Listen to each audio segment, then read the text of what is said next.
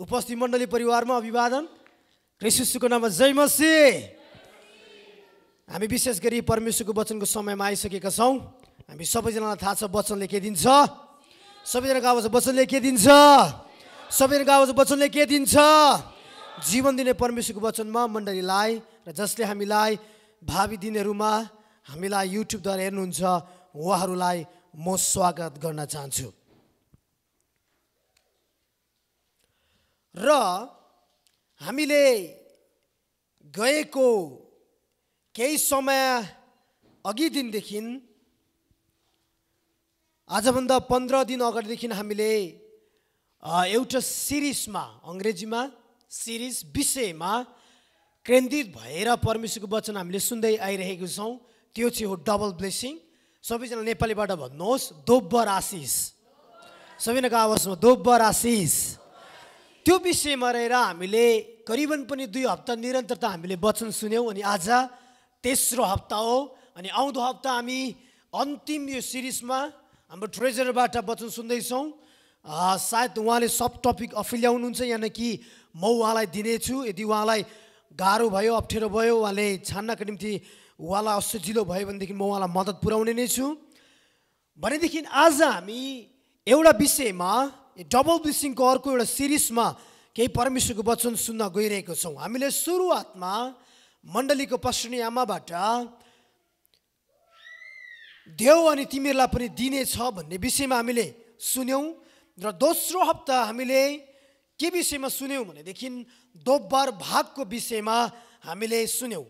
र आज तेस्रो हप्ता चाहिँ हामी त्यही विषयमा रहेर आज हामी अर्को पाठ गर्दैछौँ। त्यो चाहिँ मत्ती सुसमाचारको पुस्तक 25 अध्यायबाट हुनेछ। 14 पददेखि लिएर हामी यसलाई 30 पदसम्म खण्डन गर्नेछौँ। र आजको वचनको शीर्षक चाहिँ छ, माथि तपाईँले देख्नुहुनेछ स्क्रिनमा लेखेको छ, असल र विश्वासी बन्नु। सबैले भन्नुहोस् त, असल र, जोडसँगले, असल र विश्वासी हुनु। आज हामी यसमा केन्द्रित भएर परमेश्वरको वचन सुन्छौँ। हामीले दोब्बर आशिष पाउनु सुरुवातमा हामीले दिनुपर्ने रहेछ भन्ने कुराहरू थाहा पायौँ। जब हामी दिन्छौँ भने परमेश्वरले हामीलाई बेसरी खाँदी हल्लिने गरी पोखिने गरी त्यो पनि प्रशस्त भन्ने शब्दलाई लुका 6 को 38 पदमा दाबी गरे अनुसार हाम्रो बिचमा वचन प्रचार भइएको थियो। दोस्रो हप्ता हामीले फेरि पनि सुन्यौँ दोब्बर भाग, जुन दोब्बर भागमा पनि हामीले प्रशस्त भन्ने शब्दलाई नै हामीले त्यहाँबाट बुझ्न सकेका थियौँ। अनि आज आएर त्यो डबल ब्लेसिङ दोब्बर आशिषको अर्को एउटा खण्ड चाहिँ हामी यो मत्ती सुसमाचार 25 अध्यायको 14 पददेखि लिएर 30 पदलाई खण्डन गर्दै जाँदाखेरि हामीले यो विषयमा येशू ख्रीष्टले यो दृष्टान्तद्वारा आफ्नो मानिसहरू अथवा आफ्नो चेलाहरूसँग बोल्नुभएको कुराहरू हामी यहाँ थाहा पाउँछौँ। अनि यो दृष्टान्तको सारांश चाहिँ अथवा यो दृष्टान्तको सन्देश चाहिँ विशेष गरी के हुन जान्छ भने परमेश्वरले चाहिँ यहाँनिर त्यो कुरा भन्नुभएको छ, तिमीहरू चाहिँ अथवा तिमी चाहिँ मेरो असल र विश्वासी नोकर हुनु भन्ने कुरालाई जोड दिनुभएको छ। यहाँनिर तपाईँको बिचमा म मत्ती सुसमाचार 25 अध्यायको 14 पदलाई यसरी पढेर सुनाउनु छु। यसरी लेखेको छ, किनकि यो चाहिँ कुनै मानिस जस्तो हो जसले परदेश जाँदा आफ्नो नोकरलाई बोलाई आफ्नो धन सम्पत्ति तिनीहरूलाई जिम्मा दिए। फेरि पनि, किनकि यो चाहिँ कुनै मानिस जस्तो हो जसले परदेश जाँदा आफ्नो नोकरलाई बोलाई आफ्नो धन सम्पत्ति तिनीहरूलाई जिम्मा दिए। सबैले भन्नुहोस् धन सम्पत्ति। सबैले भन्नुहोस् धन सम्पत्ति। यहाँनिर येशू ख्रीष्टले आफ्नो चेलाहरूलाई यो दृष्टान्तमा के भन्दै हुनुहुन्छ भने यो चाहिँ हामी जुन सिरिजमा छौँ विषयमा छौँ दोब्बर आशिष पाउने एउटा बाटो चाहिँ एउटा उपाय चाहिँ अथवा कि चाबी चाहिँ हामीले परमेश्वरबाट दोब्बर आशिष पाउनको निम्ति एउटा मूल उद्देश्य अथवा एउटा चाबी चाहिँ के रहेछ भन्दाखेरि उहाँले बताउँदै हुनुहुन्छ, एउटा नोकरलाई एउटा मालिकले आफू परदेश जाँदाखेरि धन सम्पत्ति जिम्मा दिए भन्ने कुराहरूलाई यहाँ दर्शक हामी पाउँछौँ। 15 पदले भन्छ तिनले हरेकलाई तिनीहरूको आफ्नो योग्यता अनुसार, सबैले भन्नुहोस् त योग्यता अनुसार, सबैले भन्नुहोस् त योग्यता अनुसार। यहाँनिर एउटालाई 5वटा सुनको सिक्का, अर्कोलाई 2वटा र अर्कोलाई 1 दिएर गइहाले। यहाँनिर जब मालिक परदेश जाँदाखेरि आफ्नो नोकरलाई बोलाइकिन उनीहरूको योग्यता अनुसार, उहाँहरूको क्षमता अनुसार एउटालाई 5 सिक्का दिनुभयो भने अर्कोलाई 2 सिक्का दिनुभयो अनि अर्कोलाई चाहिँ फेरि 1 सिक्का दिएर उहाँ जानुभयो। त्यो चाहिँ एउटा नोकरहरूको योग्यता थियो। हामी यसो हेर्दाखेरि फियर त्यहाँ देख्दैनौँ। किन उनीहरूलाई, ती नोकरहरूलाई एकै सम्मान दिएन? किन 5 सिक्का चाहिँ त्यो 3जनालाई दिएन? यानि कि किन 2 सिक्का नै, या किनकि 1 सिक्का नै त्यो 3जनालाई बराबरी दिएन भन्ने कुराहरू सायदै हाम्रो समाजमा, हाम्रो विचारमा त्यो प्रश्न आउन सक्छ। तर यहाँनिर येशू ख्रीष्टले दृष्टान्तमा यो कुरा बताउँदै हुनुहुन्छ कि मानिसहरूको योग्यता चाहिँ सबैको एउटै हुँदैन। मानिसहरूको बोलावट चाहिँ सबैको एउटै हुँदैन। मानिसहरूको आफ्नो इच्छा, आकाङ्क्षा, योजनाहरू चाहिँ एउटै हुँदैन। मानिसहरू फरक फरक किसिमले बनिएको हुन्छ भन्ने कुरा परमेश्वरले यो कुरामा अलिकति दर्शाउनु भएको छ। अनि त्यो योग्यता अनुसार, त्यो एउटा क्षमता अनुसार यहाँनिर येशू ख्रीष्टले त्यो एउटा मालिकद्वारा आफ्नो नोकरहरूलाई यहाँनिर सिक्का जिम्मा दिएको कुराहरू यो दृष्टान्तमा उहाँले बताउनु भएको छ। अब सुन्नुहोस्, यो एउटा धनको सिक्का हो, यो एउटा पैसाको सिक्का हो। पैसाको जिम्मेवारी, पैसाको रखवाली गर्नको निम्ति आफ्नो नोकरलाई ती मालिकले जिम्मा दिएर ऊ परदेश जाँदैछ। तपाईँलाई म एउटा कुरा बताउँछु, येशू ख्रीष्ट यो संसारमा 2019 वर्ष अगाडि, यानि कि 20 वर्ष अगाडि पृथ्वीमा मानव अवतार लिएर आउनु भएको थियो। उहाँको आफ्नो पिताले यो संसारमा मानिसको उद्धार गर्नको निम्ति उहाँले पठाउनु भयो। उहाँ 33.5 वर्षसम्म हामी बिचमा रहनुभयो। उहाँले सेवा पुर्याउनु भयो, टेवा पुर्याउनु भयो।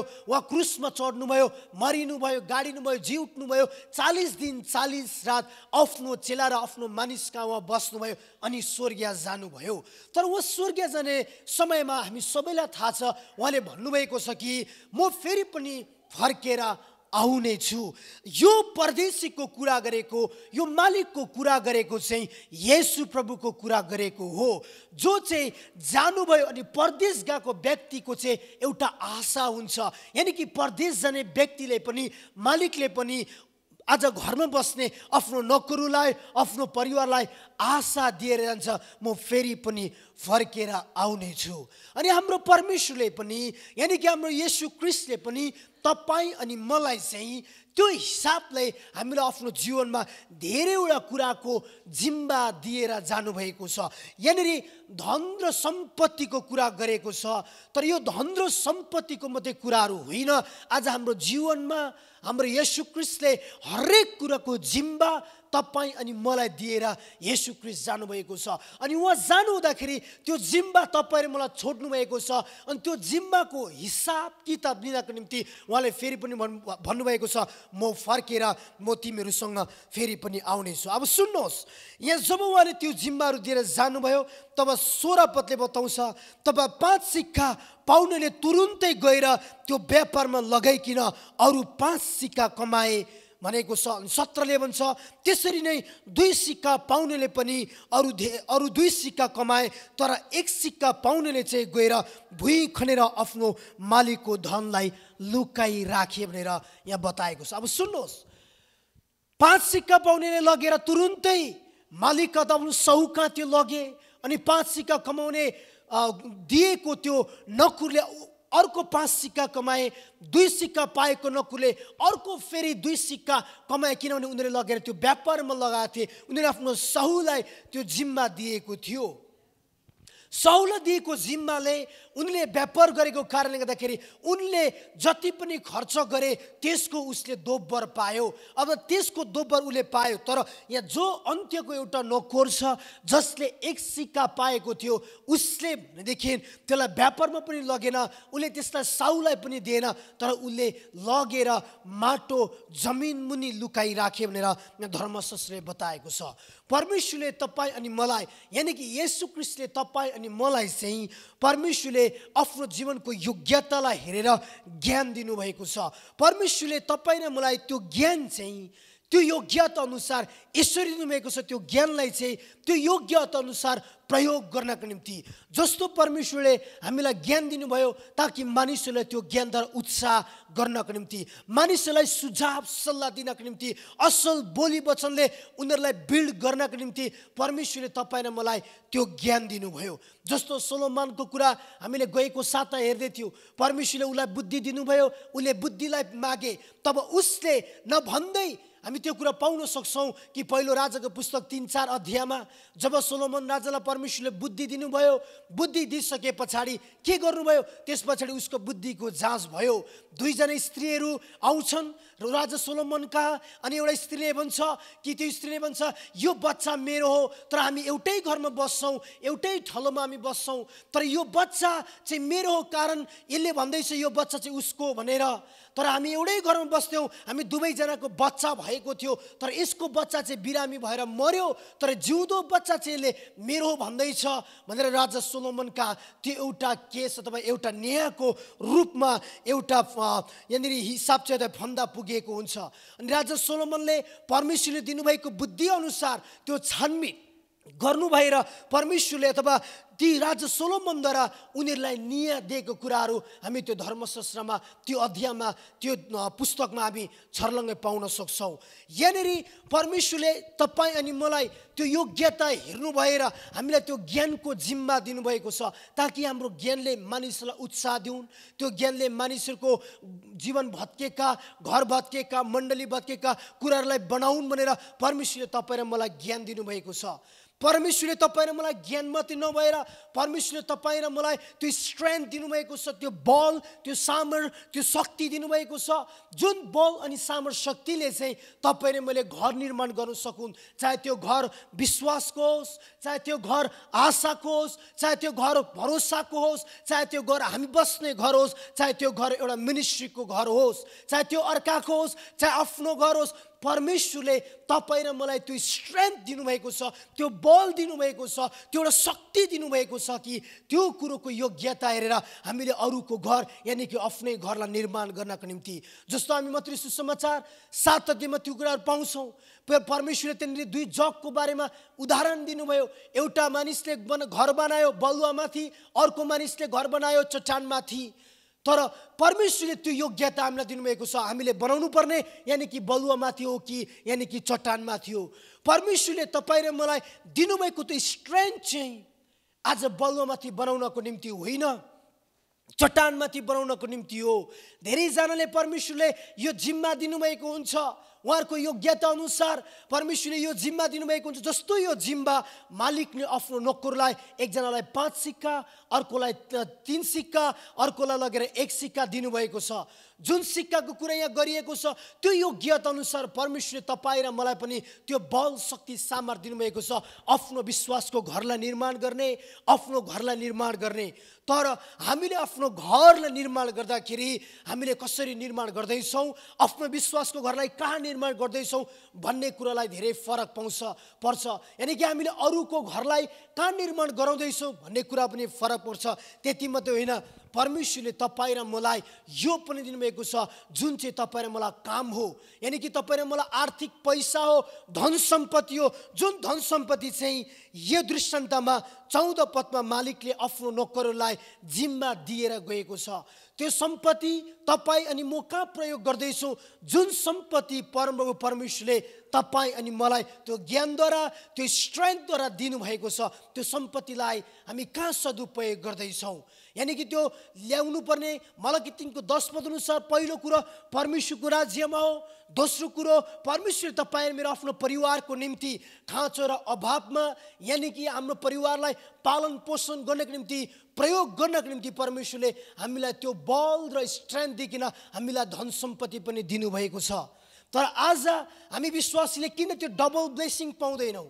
किन हामी विश्वासीले त्यो दोब्बर आशिषहरू गुमाउँछौँ भन्दाखेरि हामीले पाएको परमेश्वरबाटको धन सम्पत्तिलाई परमेश्वरको राज्यमा खर्च गर्नु यानि कि परिवारमा खर्च गर्नुको सट्टामा हामी विभिन्न ठाउँहरूमा खर्च गरी पठाउँछौँ। जस्तो कि जुवा तासमा हामीले कमाएको धन सम्पत्तिलाई परमेश्वरले दिएको धन सम्पत्तिलाई हामी प्रयोग गर्छौँ, खर्चिन्छौँ।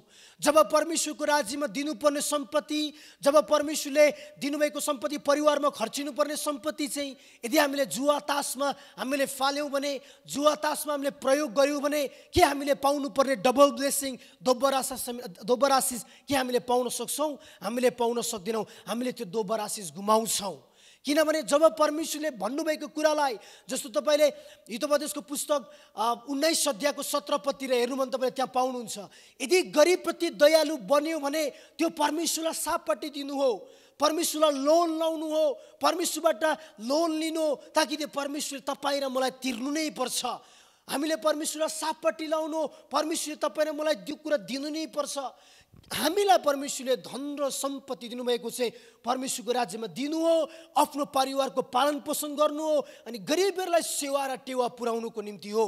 तर हामीले त्यो आर्थिकलाई, त्यो दिएको धन सम्पत्तिलाई हामीले यदि लगेर हामीले जुवा तासमा खेल्छौँ यानि कि हामीले लट्रीमा युज गर्छौँ भनेदेखि जहाँबाट हामीले आफ्नो लक छ भने, गएको समयमा पास्टर आमाले बताउँदै हुनुहुन्थ्यो लट्री भनेको लकले पाउने हो, भाग्य हुनु पर्यो कि सपना राम्रो देख्नु पर्यो, सपना पनि कसैलाई नभनिकन जानु पर्यो।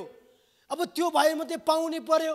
यदि हामीले त्यो कुरोमा प्रयोग गर्यौँ भने त्योबाट चाहिँ डबल ब्लेसिङ आउँदैन।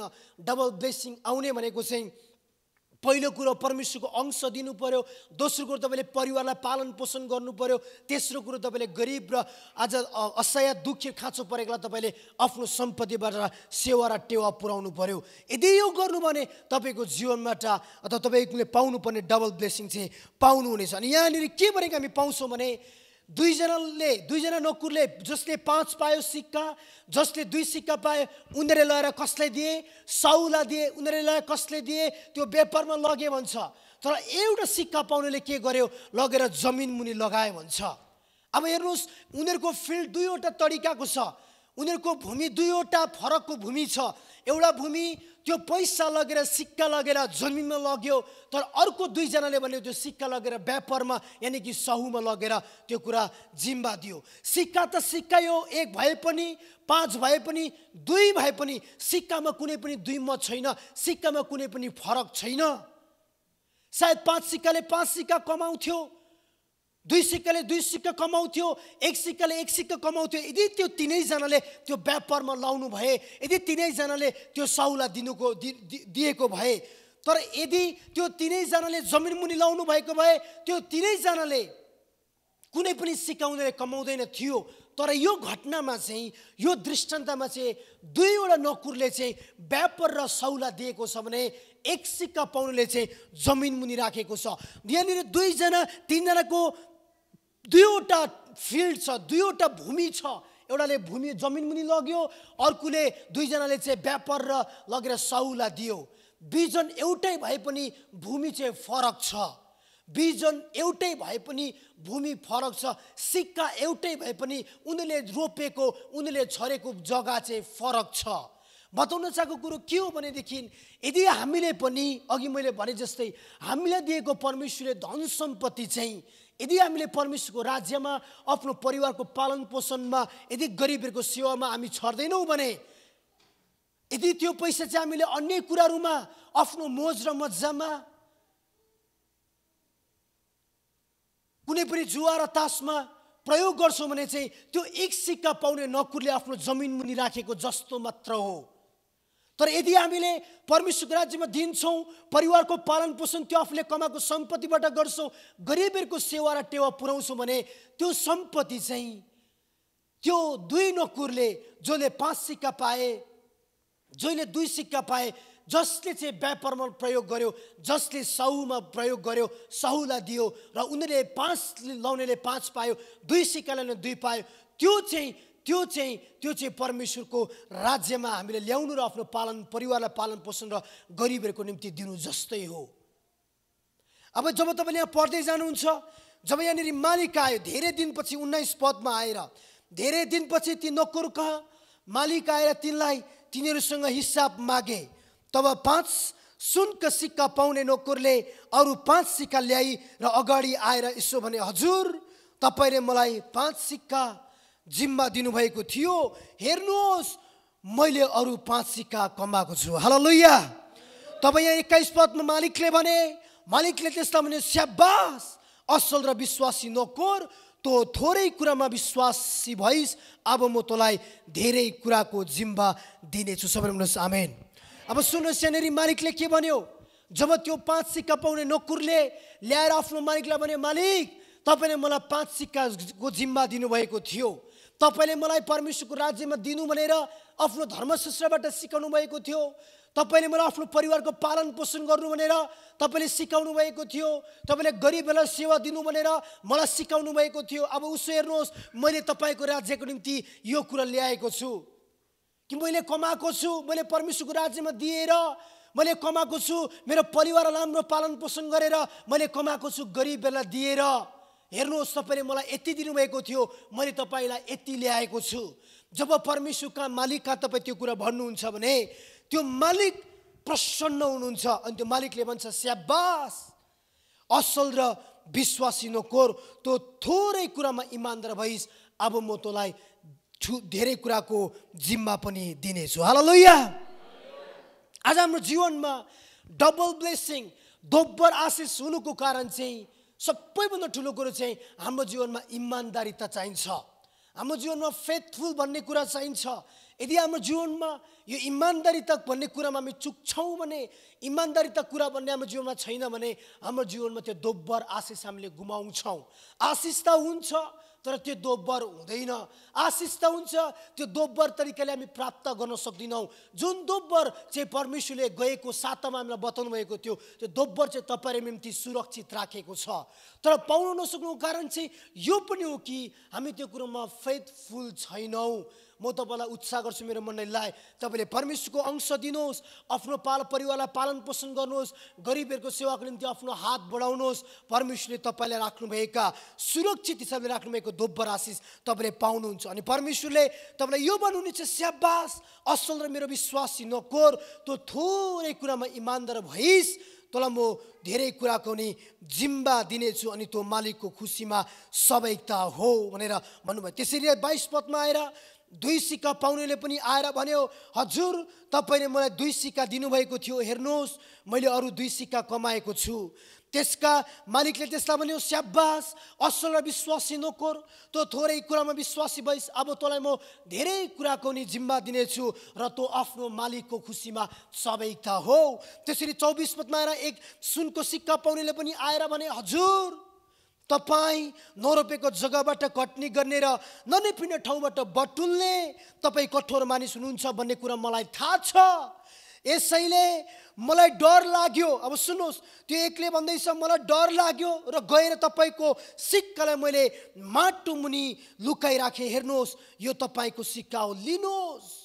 तब 26 पदमा त्यसका मालिकले त्यसलाई जवाब दिए, हे दुष्ट र अल्छे नोकर, नरोपेको ठाउँबाट कटनी गर्छु र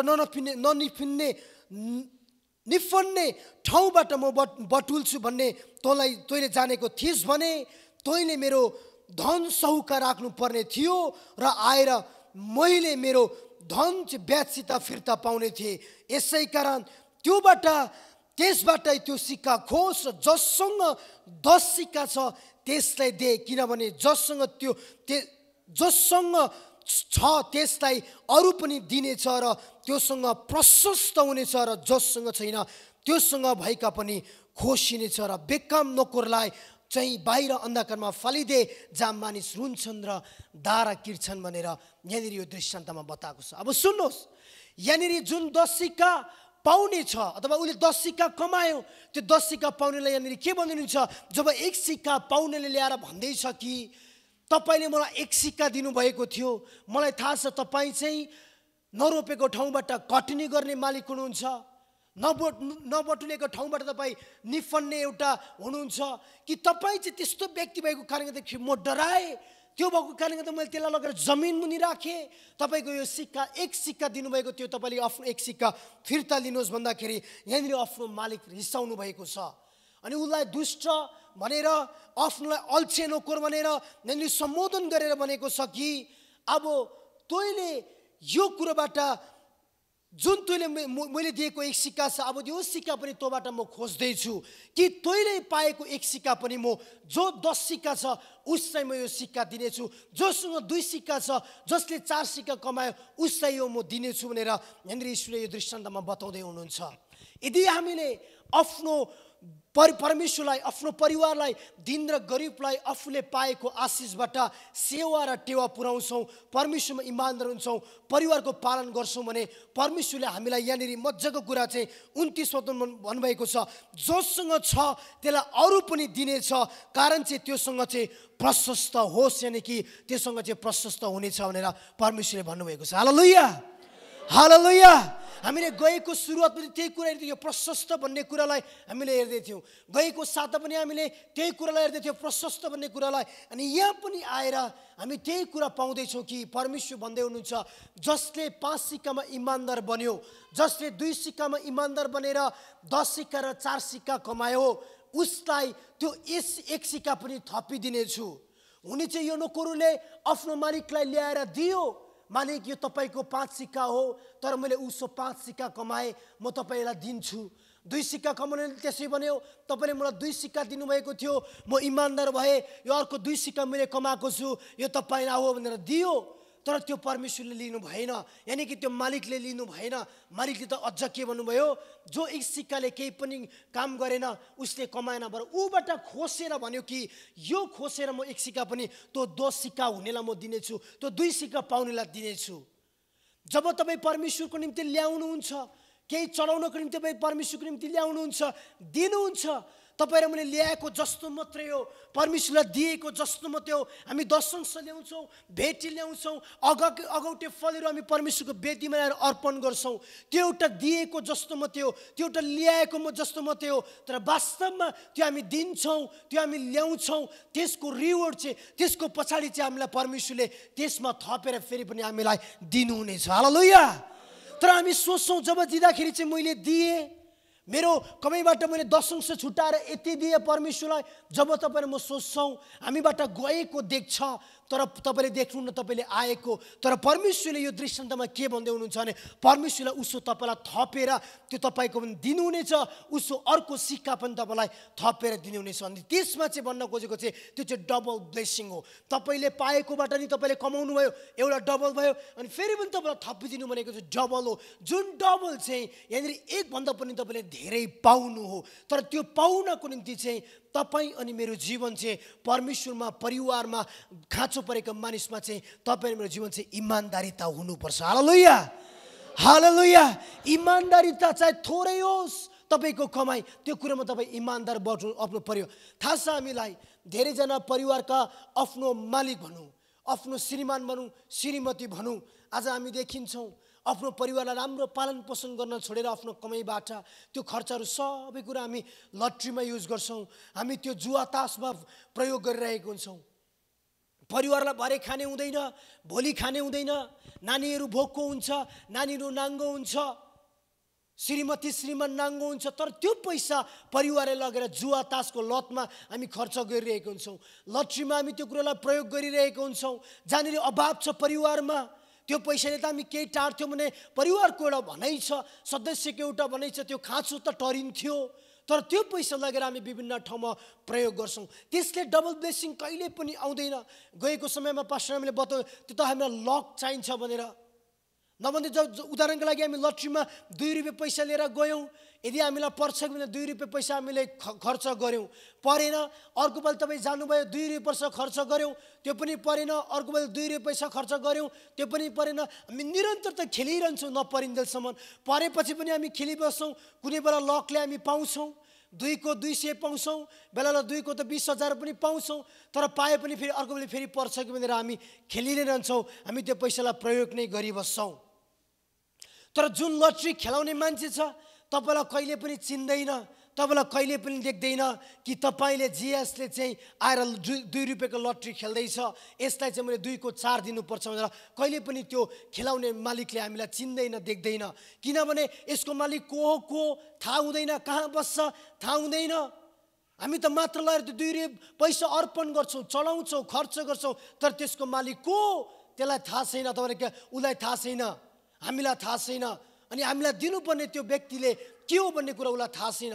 तर यदि तपाईले परमेश्वरको राज्यमा 2 रुपैयाँ ल्याउनुहुन्छ भने परमेश्वर तपाईलाई चिन्नुहुन्छ, परमेश्वर तपाईलाई जान्नुहुन्छ कि परमेश्वरले थाहा छ कि तपाईले यो 2 पैसा ल्याउनु भयो, तपाईले यो भेटी अर्पण गर्नुभयो, तपाईले दशंश ल्याउनु भयो, तपाईलाई जान्नुहुन्छ कि तपाईले आफ्नो परिवारको पालन पोषण गर्नुभयो, प्रभु जान्नुहुन्छ, तपाईले गरिबहरूको सेवा गर्नुभयो, अनि परमेश्वरले जान्नुभयो कारणले गर्दाखेरि परमेश्वर तपाईलाई फेरि पनि रिवार्ड दिनुहुन्छ। हालेलुया, हालेलुया।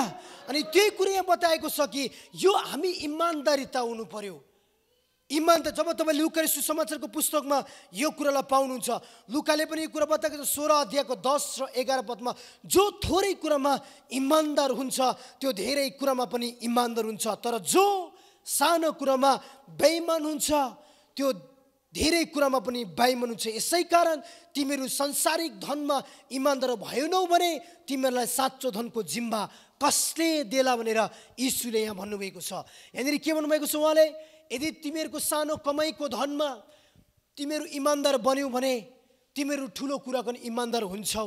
यानी कि यदि तिमी सानो कुरोको इमानदार छौ भने तिमीलाई ठुलो कुरोको जिम्मा पनि परमेश्वरले दिनुहुनेछ। यदि तिमी सानो कुरोमा नै बेइमान हुन्छौ, तिमी इमानदार हुँदैनौ, तिमी चुक्छौ भने तिमी ठुलो कुरामा तिमी बेइमान हुन्छौ।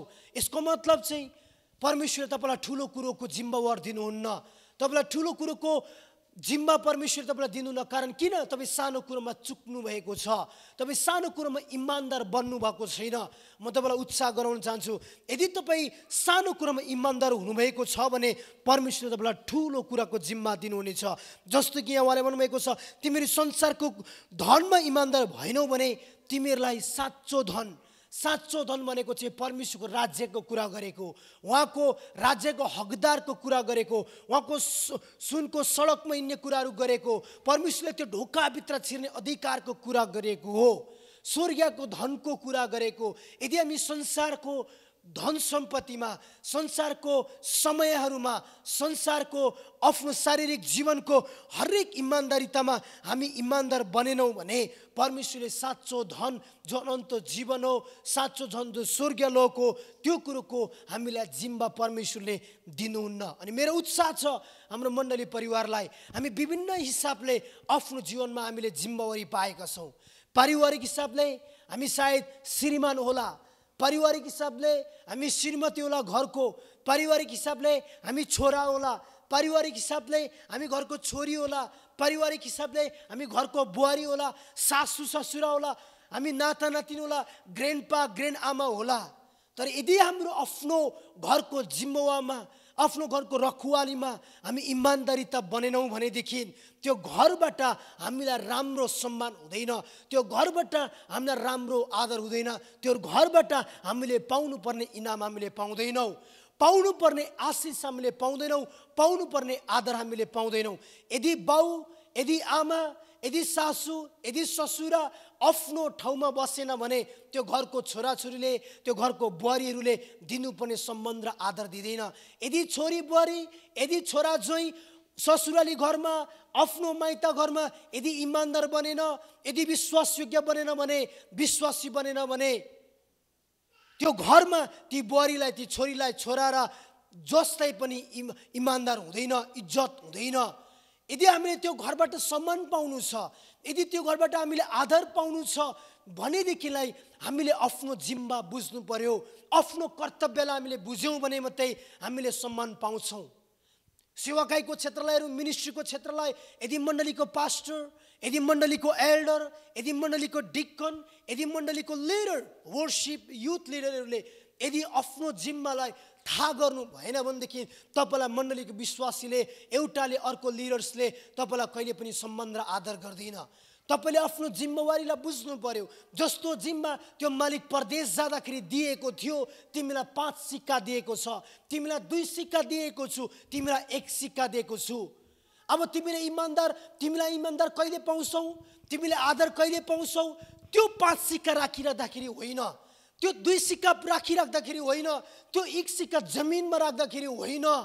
तर यदि तिमीले त्यो 5 सिक्का पाएकोमा अर्को 5 सिक्का कमायौ भने तिमी इमान्दारी हुन्छौ, तिमी विश्वासयोग्य हुन्छौ। यदि तिमीले 2 सिक्का पाएको छौ, यदि तिमीले 2 सिक्कामा अर्को 2 सिक्का कमायौ भने तिम्रो इमान्दार हुनेछ, अथवा तिमीले आदर पाउनेछौ। तर यदि तिमीले एउटा नोकर जस्तै यसले कुनै पनि कमाएनौ सिक्का, तिमीले 1 सिक्का पायौ, तिमीले 1 सिक्का नै मालिकलाई दियौ भने तिम्रो आदर हुने छैन। तिम्रो आदर उसको साथसाथै तिमी मालिकको दृष्टिकोणमा इमान्दार र विश्वासयोग्य तिमी सर्भेन्ट यानी कि दास यानी कि तिमी चेला बन्ने छैनौ। आज हाम्रो योग्यता हेरेर परमेश्वरले तपाईँ अनि मलाई सेवाकाईमा पनि त्यो जिम्मा दिनुभएको छ। यदि सेवाकाईमा हाम्रो परमेश्वरबाट हामी स्याबास चाहन्छौँ भने, यदि परमेश्वरबाट हामी असल गुड भन्छौँ अङ्ग्रेजीमा र इमान्दार, यदि हामी इमान्दार दास बन्छौँ, इमान्दार नोकर बन्न चाहन्छौँ भने हाम्रो जीवनबाट 5 पाएका छौँ भने हामीले 10 दिनु पर्यो। यसको मतलब परमेश्वरले दिएको जिम्मालाई हामीले काममा उतार्नु पर्यो। हालेलुया। यहाँनिर त्यो के गर्यो भने 1 सिक्का पाउनेले लगेर जमिनमा राख्यो। अब जमिनमा राखेपछि उसले के गर्यो? त्यो जमिनमा राखेको कुरा उसले कुर्यो मात्रै, उसले बसेर त्यसलाई निहाल्यो मात्रै, उसले केही पनि काम गरेन। त्यो जमिनमा उसले राख्यो, त्यो जमिनमा राखेको कुरा उसले पर्ख्यो मात्रै, उसले परिश्रम गर्नु परेन। तर जसले 5 सिक्का पाएको थियो, जसले 2 सिक्का पाएको थियो, उसले चुपचाप लागेर बसेन, त्यहाँनिर त्यत्तिकै बसेन, उसले लगेर तुरुन्तै त्यो मालिक कहाँ लगेर दियो, साहु कहाँ लगेर दियो, ताकि उसले ब्याज कमाउ कि भने। यसको मतलब उसले काम गरेको छ, उसले त्यहाँनिर परिश्रम गरेको छ।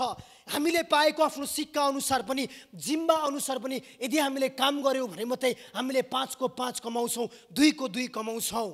तर यदि हामीले काम गरेनौँ, हामीले जिम्मा पाएका छौँ आफ्नो सेवाकाईमा, तर हामी मौन रहन्छौँ, चुपचाप रहन्छौँ, यदि भनेदेखि हामीलाई परमेश्वरले स्याबास भन्नुहुन्न, हामीलाई गुड भन्नुहुन्न, हामीलाई इमान्दार भन्नुहुन्न, फेथफुल भन्नुहुन्न, त हामी त्यो कुरामा चुक्छौँ। हामीले चुकेपछि के भयो? उहाँले आएर 29 पदमा 30 पदमा भन्नुभएको कुरा हाम्रो जीवनबाट हामी घुम्छ कि तिमीहरूलाई प्रशस्त हुनेछ भन्ने कुरा हाम्रो जीवनबाट घुम्छ, अनि त्यो डबल ब्लेसिङ हाम्रो जीवनबाट घुम्न जान्छ। मेरो उत्साह छ मेरो मण्डलीलाई सेवाकाईको क्षेत्रमा हाम्रो इमान्दारिता अनुसार, योग्यता अनुसार परमेश्वर तपाईँले मलाई जिम्मा दिनुभएको छ। हुनसक्छ कसैले 5 सिक्का पाउनुभएको होला, कसैले 2 सिक्का, कसैले 1 सिक्का। तर मेरो तपाईँलाई सल्लाह र सुझाव छ, तपाईँले एटलिस्ट त्यो लगाएर साहुमा लगाएर दिनुहोस्, एटलिस्ट त्यो लगाएर तपाईँले व्यापारमा प्रयोग गर्नुहोस्, ताकि तपाईँले 5 को 5 कमाउनुहोस्, तपाईँले 2 को 2 कमाउनुहोस्। 1 को तपाईँले लगेर जमिनमा मात्रै 1 ले पाएको जस्तै जमिनमा लगाएर तपाईँले नगाड्नुहोस् र मौन भएर नबस्नुहोस्। मेरो तपाईँलाई अनुरोध छ, मेरो तपाईँलाई परमेश्वरको वचनबाट सल्लाह र सुझाव छ। परमेश्वरबाट स्याबास हामी सबैले पाउनुपर्छ। परमेश्वरबाट इमान्दार र विश्वासयोग्य नोकर बनेर हामीलाई भनिनुपर्छ। होइन भने उहाँले भन्नुभएको छ बेकामे, उहाँले भन्नुभएको छ 30 पदमा, बेकामे नोकर, बेकामे मेरो दास, कामै छैन। 5 त पायो त तिमीसँग 5 छ, 2 त पायो तिमीसँग 2 नै छ, किनभने तिमीले कामै गरेको छैनौ। तिमीले मलाई पायौ, मलाई स्वीकार गर्यौ, मबाट तिमीले यो अभिभार लियौ, तर तिम्रो कामै छैन। तिमी त्यत्तिकै मौनमा र हात बाँधेर बसेको छ, तिमी त्यत्तिकै चुपचाप लागेर बसेको छौ, तिमीले केही नै गरेको छैनौ, तिमी बेकामै। अनि उहाँले भन्नुभएको छ यसलाई बाहिर राखिदे जहाँ मानिसहरू रुन्छन् र दारा किर्छन्। यो चाहिँ नरक कुण्डको कुरा गरेको, यो चाहिँ नरकको कुरा गरेको, जहाँ मानिसहरू तडपन्छन्, रुन्छन्, आगोले पोल्छन्, आथा भन्छन्, जहाँनिर दुःखै दुःख मात्रै छ। यदि हामी बेकामै भयौँ भनेदेखि हाम्रो लागि परमेश्वरले हिस्सा त्यति राम्रो राख्नुभएको हुँदैन। हाम्रो जीवनमा पाउनुपर्ने कुराहरू हामीले असल पाउन सक्दैनौँ। मेरो तपाईँलाई उत्साह छ मेरो प्यारो मण्डली, मिनिस्ट्रीको क्षेत्रमा, सेवाकाईको क्षेत्रमा हामी इमान्दारिता त बनौँ। हामी जब इमान्दारिताले हामीलाई परमेश्वरले भन्नुहुन्छ गुड एन्ड फेथफुल सर्भेन्ट भनेर हामीलाई परमेश्वरले बनाउनु। हामी कामको कुरालाई पनि हेरौँ, हामी काममा इमान्दारी त छौँ भने आज हामी सिम्पल एउटा इम्प्लोइ छौँ भने भोलिको दिनमा हामी टिम लिडर पनि बन्न सक्छौँ। यदि हामी टिम लिडरमा आफ्नो इमान्दारिता छ भने भोलिको दिन त्यो कम्पनीको हामी बोस बन्न सक्छौँ। यदि बोसमा हामी उदाहरण छ भने भोलिको दिनमा सिइओ पनि बन्न सक्छौँ। त्यो सबै कुरो चाहिँ हामीलाई इमान्दारिताले गर्ने कुराहरू हो। तपाईँले पाएको काममा तपाईँ कतिको विश्वासयोग्य हुनुहुन्छ भन्ने कुरोलाई त्यो कुरोले निर्धारण गर्छ। मेरो विश्वासीलाई सल्लाह अनि सुझाव र उत्साह र चेतावनी छ, परमेश्वरले तपाईँ र मलाई प्रत्येकलाई त्यो जिम्मा दिनुभएको छ। प्रत्येकलाई तपाईँ र मलाई त्यो एउटा हिस्सा दिनुभएको छ कि त्यो कुरामा हामी इमान्दारिता बनौँ। यदि हामी दोब्बर आशिष पाउनु छ भने त्यो कुरामा हामी इमान्दारिता बनौँ। यदि हामीले दोब्बर आशिष पाउनु छ भने त्यो कुरामा इमान्दारिता बनौँ। जुन कुरो चाहिँ परमेश्वरले तपाईँ र मेरो योग्यता अनुसार जिम्मा दिनुभएको छ। धेरैजनाले आफ्नो जिम्मालाई बिर्सेका छन्। मेरो जीवनमा कुन कुरोको योग्यता होला र परमेश्वरले कति सिक्का मलाई दिनुभएको होला भन्ने कुराहरू हामी कतिपटक सोच्छौँ। पारिवारिक हिसाबले म अघि पनि भनिगएँ, तपाईँ एउटा घरको बाबा हुनुहुन्छ भनेदेखि तपाईँको जिम्मा हो तपाईँको परिवारलाई पालन पोषण गर्ने। तपाईँ बाबा जस्तै भएर परिवारको निम्ति रेखदेख गर्नुहोस्। यदि तपाईँ आमा हुनुहुन्छ भने तपाईँ आमा जस्तै भएर आफ्नो घरको निम्ति सेवा र टेवा पुर्याउनुहोस्, पालन पोषणको काममा लागि पर्नुहोस्। तपाईँको त्यो आफ्नो योग्यता हो परमेश्वरले तपाईँलाई दिनुभएको। यदि त्यो योग्यतामा तपाईँ चुक्नुहुन्छ भनेदेखि तपाईँलाई परमेश्वरले भन्नुहुन्छ तिमीहरू चाहिँ बेकामे हौ। अर्को हामी आत्मिक संसारलाई हेर्छौँ भने परमेश्वरले तपाईँले मलाई जुन हिसाबले चुन्नु भएर एउटा जीवन दिनुभएको छ, जुन जीवन चाहिँ अनन्तको लागि हो। हामी आफू बाँचेर भएन, अरूलाई पनि बचाउनु पर्यो। संसारमा कति मानिसहरू मरिरहेको छ आत्मामा। म त कुरा गर्न चाहन्न यो पुलपिटबाट। अहिले धेरै ठाउँमा यो कोरोना भाइरसको धेरै चर्चाहरू भइरहेको छ। तर यो कुरालाई म यो पुलपिटबाट त्यति साह्रो चर्चा गर्न त्यति रुचाउँदिनँ। किनभने आज मानिसहरूलाई मेरो मनमा लागेको कुरा चाहिँ के छ भने रोगले मान्छे मर्दैछ भन्ने पीडा कति धेरै छ भने, तर मेरो मनमा लागेको प्रश्न र पीडा चाहिँ के हो भने आज मानिसहरूलाई सुर्ता चाहिँ शारीरिक मृत्युको धेरै छ। यो रोगले मानिसलाई मार्दैछ भने शारीरिक मृत्युको धेरै सुर्ता छ, तर आत्मामा कति मान्छे मरिरहेको छ। पापमा दिनदिनै कति मानिसहरू मरिरहेको छ। बिलियन्स एन्ड बिलियन्स मान्छेहरू चाहिँ मूर्ति पूजाको पछाडि लागेर मानिसहरू पापमा मरिरहेको छ। तर त्यसको फिक्री कुनै मानिसलाई पनि छैन। त्यसको अरू कुनै पनि उपायहरू खोज्दैनन्। तर शारीरिक मृत्यु दुईजना मर्यो भने अब कसरी बाँच्ने भन्ने उपायहरू मानिसहरूले धेरै खोज्छन्। आफ्नो शारीरिक मृत्युलाई बचाउनको निम्ति धेरै उपायहरू सेक्युरिटीहरू आफ्नो जीवनमा खोजेका छन्। तर आत्मिक मृत्युको निम्ति, पापमा मरिरहेको मानिसहरूको निम्ति कसै पनि सेक्युरिटीहरू खोजेको छैनन्। त्यही भएर म त्यति धेरै रुचाउँदिनँ पनि यो बारेमा बोल्न। जुन कोरोना भाइरस आज हाम्रो संसारभरि छरिरहेको छ, तर सचेत चाहिँ रहनुपर्छ। हामी शरीरमा छौँ, तर मेरो उत्साह चाहिँ के हो भने आज संसारमा पापमा आत्मामा धेरै मानिसहरू मरिरहेको छ। अनि परमेश्वर तपाईँले मलाई त्यो 5 सिक्का 2 सिक्का दिनेको जिम्मेवार चाहिँ यो कि आज संसारमा सेवाकै बिन भएर संसारमा परमेश्वरलाई नचिनेर त्यो आत्माहरू मरेकालाई बचाउनको निम्ति हो। हामीमा परिवारमा 5 सिक्का दिनुभयो, जसको अर्थ चाहिँ हाम्रो परिवारको 5 जना जानो। 2 सिक्का दिनुभयो, परिवारको 2 जना जानो हो। 10 सिक्का दिनुभयो, परमेश्वरमा परिवारको 10 जना जानो। अब उसो त्यो 10 जना परिवारले उसो 10 जना परिवारलाई बचाउनु पर्यो। 5 जना परिवारले उसो 5 जना परिवारलाई बचाउनु पर्यो। उसो 2 जना परिवारले उसो 2 जना परिवारलाई बचाउनु पर्यो। तर हामी सेवाकाई गर्दै आयौँ 2012-13 देखि। तर जतिको त्यति नै छौँ भनेदेखि खोइ त हाम्रो आफूले पाएको सिक्कामा इमान्दार बनेको, खोइ त हामी आफूले आफ्नो पाएको सिक्कामा हामीले काम गरेको। मेरो तपाईँलाई सल्लाह र सुझाव छ। तर म कोही यही चर्चमा विश्वासीहरू देख्दछु जुन विश्वासीले पाएको सिक्कामा इमान्दार भएर आज हाम्रो चर्चमा त्यो आत्माहरू आएको म त्यो कुरा देख्दछु। तर यदि हामी सबैजनाले त्यो पाएको सिक्कामा इमान्दार बनेर ती मरिरहेको पापमा मरिरहेको आत्मामा मरिरहेको सिक्काहरूलाई हामीले ल्यायौँ भनेदेखि परमेश्वरले हामीलाई स्याबास र इमान्दार र असल हामीलाई नकुर भन्नुहुनेछ। हालेलुया। मेरो तपाईँलाई असल सुझाव र सल्लाह छ। कृपा गरी हामी श्रीमतीले श्रीमतीहरूलाई प्रचार गर्न सुरुवात गरौँ। हाम्रो कम्पनीमा जस्तो हामी देख्दछौँ, हाम्रो दिदी हाम्रो बिचमा आउनुभयो, हाम्रो आन्टी एकजनाले उहाँलाई बताउनु भयो हाम्रो चर्च भनेको यस्तो चर्च हो, हाम्रो ग्रान्ड रेपिडमा छ। म आन्टीलाई उत्साह दिन चाहन्छु। प्रभुले तपाईँलाई धेरै आशिष गर्नुहुन्छ। दिदी आज निरन्तर सेवाकाईमा आइरहेको म देख्दछु। म चाहिँ मानिसको जीवन जीवनमा जहिले पनि निरन्तरता सेवाकाईलाई हेर्छु, जहिले पनि निरन्तरता सेवाकाईलाई हेर्छु। यदि प्रभुलाई साँचो माया गर्छ, यदि सङ्गतिलाई साँचो माया गर्छ भने उसले सङ्गतिलाई कहिले पनि छुटाउँदैन भन्ने कुरो म प्राथमिकता धेरै राख्छु। किनभने मेरो आफ्नो जीवनमा पनि म 18 वर्ष सेवाकाई गरिसकेँ। मैले 18 वर्षको उमेरमा 18 वर्ष अवधिभरि सायद 3 पटक मात्रै होला मैले आइतबार सङ्गति मिस गरेको। More than thousands and thousands विकमा मैले कहिले पनि आइतबार सङ्गतिलाई मिस गरेको छैन। कारण किन?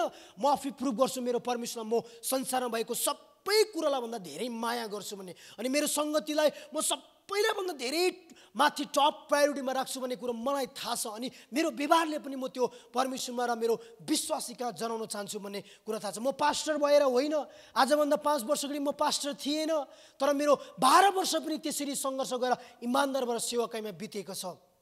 म आन्टीप्रति आशिष बोल्छु।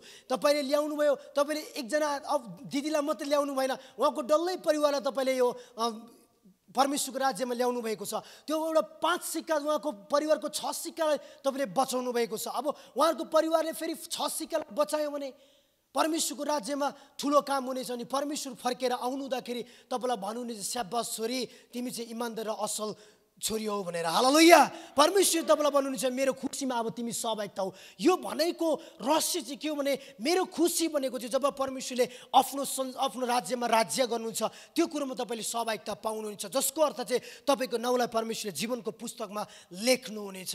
मेरो उत्साह छ मण्डलीलाई, हामीले यसरी आत्माहरू बचाउने कोसिस गरौँ, आत्मालाई खोजौँ। हाम्रो आत्माहरू धेरै मरिरहेको छ, पापमा आत्मामा मरिरहेको छ, उनीहरूलाई हामी खोजौँ। परमेश्वरले दिनुभएको सिक्कामा हामी इमान्दार बनौँ, इमान्दार बनौँ, इमान्दार बनौँ। मेरो हिजो बेलुका रातभरिको पीडा यही थियो। म जब 9 बजी राति बेडमा पसेँ, बेडमा 9 बजीको राति बेडमा पसिसके पछाडि मलाई निन्द्रै आएन। मेरो श्रीमती र मेरो हिजो सरसल्लाह भएको थियो सेवाकाईको बारेमा, सेवाकाईको लिडर्सदेखि र विश्वासीको बारेमा। उहाँ र मेरो छलफल भयो। 2 घन्टा छलफल भइसकेपछि हामी ओछ्यानमा 9 बजीतिर पस्यौँ। 9 बजी पसिसकेपछि हामीले सल्लाह गर्दै सुत्दाखेरि मलाई पटक्क पनि निन्द्रा आएन। म उता कोल्टे फिर्छु, निन्द्रा आउँदैन, उता कोल्टे फिर्छु, निन्द्रा आउँदैन। मलाई सतै नै बस्यो। मलाई मेरो चर्चको लिडर्सहरूको इमेज आउँछ, मलाई मेरो चर्चको विश्वासीहरूको इमेज आउँछ, मलाई सतै नै बस्यो। म बिहान 4:30 बजी म भिम्जिसकेपछि त्यही कुराले मलाई सतै नै बस्यो। मैले आफूलाई प्रश्न गर्दै थिएँ, किन म यहाँबाट वचन प्रचार गरेको कुराहरू मेरो लिडर्स प्लस विश्वासीमा धेरै इम्प्याक्ट पुग्दैन होला? कारण के होला भनेर मेरो मनमा यही प्रश्न मात्रै बेलुकाको 9 बजीदेखि बिहानको 4:30 बिम्जिनसम्म पनि यही प्रश्नले मलाई पिरोलिरहेको थियो। किन इम्प्याक्ट हुँदैन होला? किन यहाँबाट बोलिएको वचनहरू घर पुगिसके पछाडि हामी बिर्सिन्छौँ होला? हाम्रो दैनिक जीवनमा किन वचनले काम गर्दैन होला? किन प्रयोग गरिँदैन होला? हाम्रो जीवनमा किन सुधारहरू यो वचनद्वारा आउँदैन होला भन्ने कुरोले मलाई धेरै नै पिरोली बस्यो। अनि म जहिले पनि भन्ने गर्छु, आज हामीले जति भाषण लगाए पनि त्यसको प्रभाव वास्तवमा हुँदैन। यदि प्रार्थना छैन जीवनमा, यदि इक्जाम्पल छैन, उदाहरण छैन भने जीवनमा कहिले पनि मानिसको जीवनमा प्रभाव पुग्दैन। उदाहरणको लागि मैले यहाँ आएर त्यतिकै बरबराए मात्रै भने त्यो कुरोले प्रभाव पुग्दैन। तर म प्रार्थनाको साथ पुलपिट आएँ, म प्रार्थनाको साथ वचन बोलिरहेको छु भने त्यो वचनले तपाईँको जीवनमा इम्प्याक्ट पुग्दै जान्छ। यानि कि तपाईँ पनि आउनुहुँदाखेरि बिहान सन्डेको दिन तपाईँ बिहान सबेर उठ्नुभयो, प्रभु आज सन्डे म तपाईँको भवनमा जाँदैछु, म आराधना गर्नेछु, तपाईँको नाउँलाई उचाल्नेछु, म त्यहाँबाट वचन सुनेर आशिषित बनेर फर्किनेछु। यदि तपाईँ त्यो तयारीको साथ आउनु भएन भनेदेखि, यदि तपाईँ प्रार्थना बेगर आउनु भएन भने तपाईँलाई यहाँबाट गरेको सेवाकाई, यहाँबाट बोलेको वचनले तपाईँलाई इम्प्याक्ट पुग्दैन। तपाईँको आफ्नो जीवनमा प्रभाव पुग्नको निम्ति, यानि कि मैले बोलिरहेको कुरालाई प्रभाव पुग्नको निम्ति हाम्रो जीवनमा प्रार्थना हुनुपर्छ। मेरो उत्साह छ मेरो मण्डली परिवारलाई, हामीलाई यो इम्प्याक्टको जरुरी छ। यदि यो इम्प्याक्ट भएन भने यहाँबाट धेरै वचन प्रचार गरिसक्यो,